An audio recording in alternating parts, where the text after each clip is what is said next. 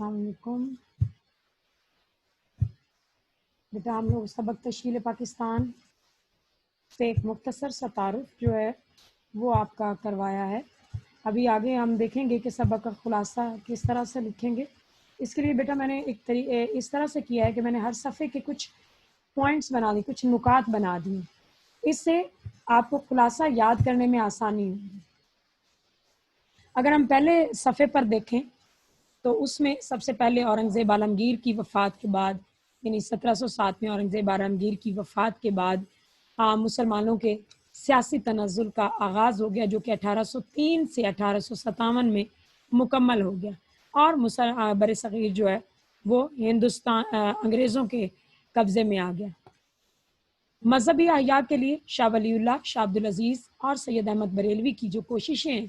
وہ ناقابل فراموش ہیں، جس میں سید احمد بریلوی نے 1816 سے 1831 تک 15 سالہ مہم میں بہت سے علاقے فتح کیے، سکھوں کے خلاف مہم کا آغاز کیا، اور جہاں پر جو علاقے فتح کرتے وہاں پر شریعت کو نافذ کرتے۔ سکھوں کے خلاف مہم میں 1831 میں اپنوں کی غداری کی بنا پر بالا کوٹ کے مقام پر شہید ہو گئے۔ فرائضی تحریک کے بارے میں آپ نے پڑھا کہ بہار سے اس کا آغاز ہوا تھا، اور فرائضی تحریک کا آغاز حاجی شریعت اللہ نے کیا تھا۔ اس کے بعد آپ نے 1857 کی جنگ آزادی اور انگریزوں کا مسلمانوں پر عتاب کے بارے میں پڑھا۔ بیٹا ایک چیز یاد رکھیں کہ یہ پوائنٹس ایسے ہیں کہ یہ آپ تھوڑا کچھ نہ کچھ آپ ان سے واقف ہو چکے ہیں۔ آپ ہر نقطے کے بارے میں، ہر پوائنٹ کے بارے میں اگر آپ 3-4 لائنیں لکھتے چلے جائیں گے تو وہ آپ کے ایک خلاصے کی شکل جو ہے، بہت زیادہ تفصیل میں آپ نے نہیں جانا۔ یہ اس پورے صفحے کے جو پہلا جو اس سبق کا صفحہ ہے اس کے بنیادی نکات ہیں، ان کو آپ جس طرح سے کہ پہلے بتایا کہ 2-3 لائنوں میں آپ ان کو جملوں میں ان کی وضاحت کرتے چلے جائیں۔ اس کے بعد جو شخصیت آتی ہے وہ سر سید احمد خان اور ان کی خدمات کے بارے میں تھی کہ انہوں نے علی گڑھ کالج کا قیام عمل میں لایا 1877 میں، اور انہوں نے تعلیمی تصانیف تحریر کی جن کا مقصد انگریزوں اور مسلمانوں کے درمیان جو فرق تھا اس کو کم کرنا، اور مسلمانوں کے درمیان مذہب سے جو اس کے بارے میں جو ان کی تصورات ہیں ان کو صحیح طور پر واضح کرنا، اور اس سلسلے میں انہوں نے تفسیر قرآن اور جو اگر ہم مذہبی تصانیف کے حوالے سے دیکھیں تو اس میں تبیین الکلام اور تفسیر قرآن، آداب الطعام وغیرہ شامل ہیں، اور اس کے علاوہ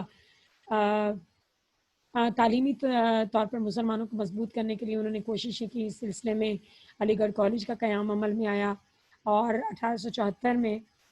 دورہ پنجاب کیا انہوں نے، جس کے اوپر پنجاب کے اہل پنجاب جو ہیں انہوں نے ان کی آواز پر لبیک کہا، جس کے نتیجے میں انجمن حمایت اسلام کا قیام عمل میں آیا۔ اس کے بعد 1886 میں آل انڈیا محمدن ایجوکیشنل کانفرنس کی بنیاد رکھی گئی۔ اردو ہندی تنازع سن 1867 نے سر سید احمد خان پر اس بات کو واضح کر دیا کہ ہندو کبھی بھی مسلمانوں کے ساتھ مخلص نہیں ہے، یا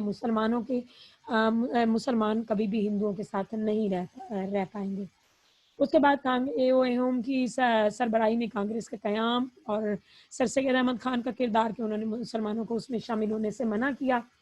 اور ان کی وفات کے بعد رفقائے سر سید، یہاں پر یہ ٹائپنگ کی ایک غلطی ہے بیٹا، رفقائے سر سید ہے یہاں پر، محسن الملک، وقار الملک، ان کے بارے میں آپ ایک لائن میں اگر لکھتے چلے جائیں گے۔ ڈپٹی نذیر احمد یہاں پر ہے، شبلی نعمانی، ذکاء اللہ امیر علی، دی اسپرٹ آف اسلام کے مصنف، شیب حالی جو ہیں وہ مسدس حالی کے، اور ڈپٹی نذیر احمد بہت سارے جو سماجی ہمارے ناول تھے اور پہلے ناول نگار۔ اسی طرح سے شبلی نعمانی بہت سارے تاریخی تصانیف کے مصنف، ذکاء اللہ۔ اور اس کے بعد آپ کا جو پیراگراف یہاں تک لکھنے کے بعد نیکسٹ صفحے پر ہے، تحریک علی گڑھ کے رد عمل کے طور پر کون کون سی تحریکیں، یعنی جنہوں مسلمانوں میں ایک بیداری کی لہر دوڑ گئی۔ اس کے نتیجے میں ندوۃ العلماء اور دارالعلوم دیوبند، یہ دارالعلوم عین سے دارالعلوم دیوبند کا جو قیام ہے وہ عمل میں آیا، اور اس کے نتیجے میں جو مسلمانوں کے اندر ایک سوچ جو پروان چڑھ رہی تھی دوسروں کو غلط اور اپنے آپ کو صحیح سمجھنے کی، اس کو صحیح کرنے کے لیے علامہ اقبال کی شخصیت اور ان کے جو فلسفے ہیں وہ ہمارے سامنے آتے ہیں، جس میں سب سے جو اس سبق میں بیان کیے گئے ہیں وہ 3 فلسفے ہیں، فلسفہ خودی ہے، تصور مرد مومن ہے اور فلسفہ تحریک ہے۔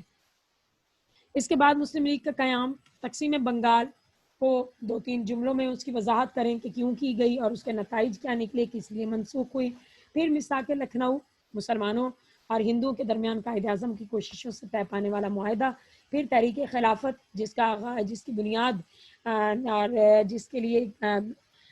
تحریک عدم تعاون گاندھی اور علی برادران، جس میں مولانا شوکت علی اور مولانا محمد علی جوہر دونوں بھائیوں نے اس کی بنیاد رکھی۔ شدی اور سنگٹن کی بدنام زمانہ مسلم کش جو تحریکیں تھیں ان کا ذکر کریں۔ پھر سائمن کمیشن ہے، نہرو رپورٹ، اس کے جواب میں قائد اعظم کے 14 نکات۔ پھر گول میز کانفرنس، کانگریس کی وزارتیں اور اس دوران میں مسلمانوں کے ساتھ ان کا جو رویہ تھا، مسلمانوں کی جو شخصیت کو ختم کرنے کی کوشش کی گئی اس کے بارے میں۔ پھر 23 مارچ سن 1940 میں قرارداد لاہور، جو در حقیقت قرارداد لاہور کے نام سے تھی لیکن ہندوؤں نے مذاق اڑایا اور اسے قرارداد پاکستان کا، اور بالآخر ان کے منہ سے نکلی ہوئی یہ بات سچ ثابت ہوئی اور یہ قرارداد لاہور جو ہے وہ قرارداد پاکستان ہی بن گئی۔ عام انتخابات 1945-46 کے، جس میں مسلم لیگ نے کامیابی حاصل کی۔ جی بیٹا، یہ اور اس کے بعد آپ کے کچھ پوائنٹس آنے چاہیے تھے، جس میں